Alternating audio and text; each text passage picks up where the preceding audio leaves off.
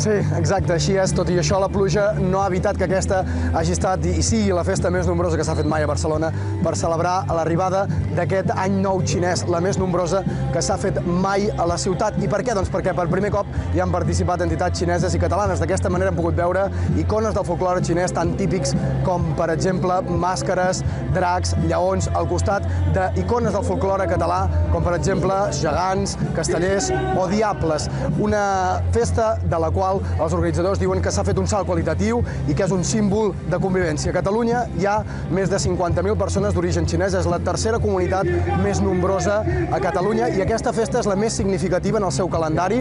Aquest any, avui, més aviat, s'inicia aquest any 4.712 segons el seu calendari, l'any del cavall representat per un cavall de fusta o un cavall verd, que significa estabilitat, energia, optimisme i que recollirem tot el que hem sembrat durant aquest any que ara s'acaba, l'any de la serp.